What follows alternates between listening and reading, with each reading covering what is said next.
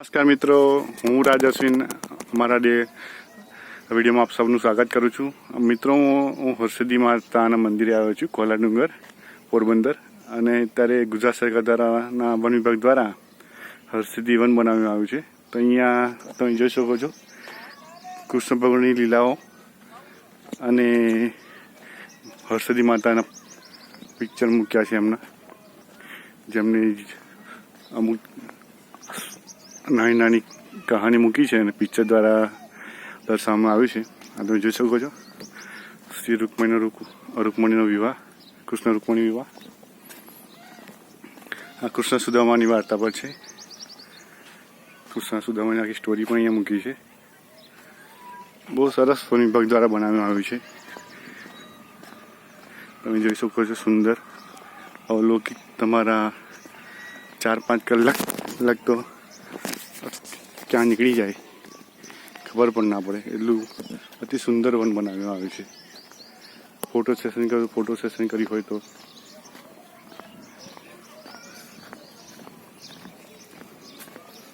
આ જોઈ રહ્યા છો ગાંધવી ગામ, કોલાનું તળેટીમાં તેનું મંદિર હયાત સ્થિતિમાં ફોટા સાથે તમે જોઈ શકો છો.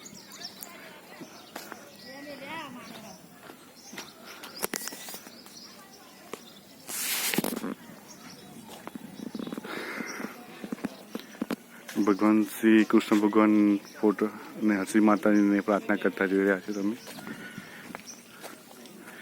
ભગવાન શ્રી કૃષ્ણ શ્રી માતાજી.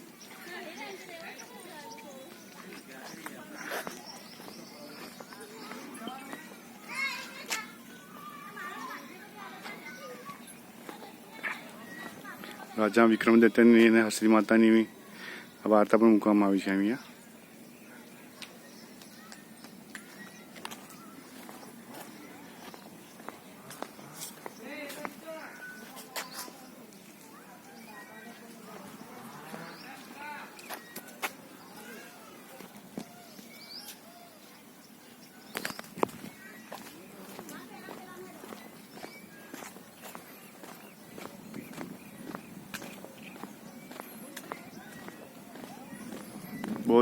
બહુ સુંદર બનાવવામાં આવ્યું છે. મિત્રો, તમે એકવાર જરૂર મુલાકાત લેશો આ વનની.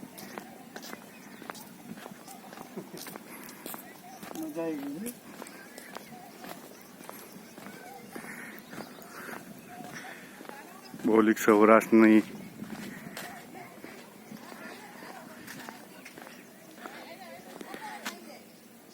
સંસ્કાર ઉપરથી સૌરાષ્ટ્રનો જે એરિયા છે, વિસ્તાર છે, એના પરથી આ પિક્ચર મૂકવામાં આવ્યું છે.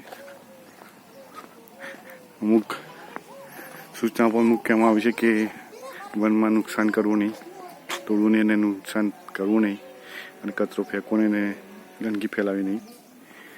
એ આપણે પણ ધ્યાન રાખવું જોઈએ કે સરકાર દ્વારા આટલું સરસ બનાવવામાં આવ્યું છે તો આપણે પણ સ્વચ્છતા જાળવીએ.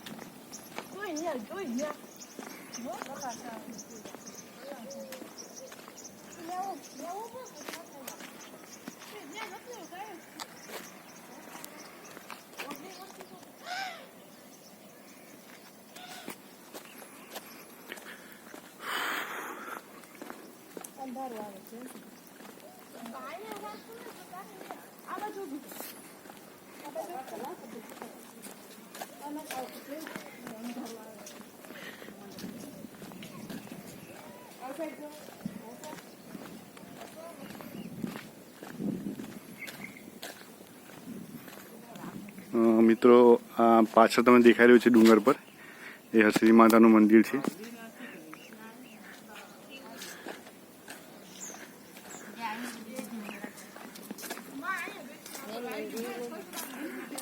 બહુ સરસ અવલૌકિક બનાવ્યું છે.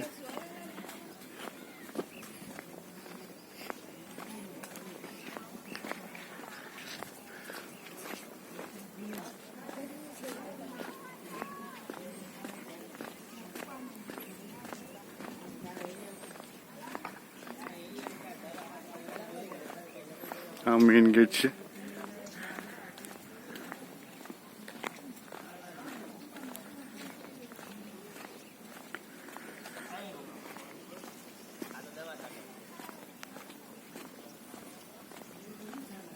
પાછો એમ કહો એક થી એક કિલો માર્યો ને પછી વરસાદના પવન નથી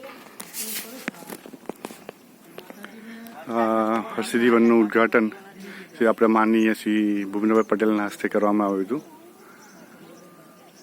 8 ઓગસ્ટ 2024 મીન્સ ગયા વર્ષે જ કરવામાં આવ્યું છે.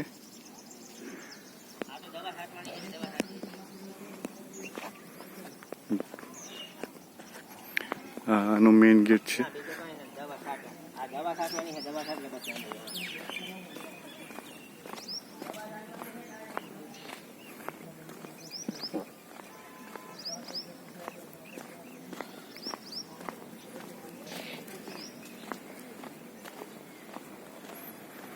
બહાર નીકળવા માટેનો ગેટ છે.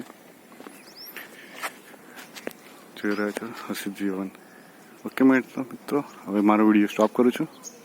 જય શ્રી દ્વારકાધીશ, જય શ્રી હરસિદ્ધિમાં.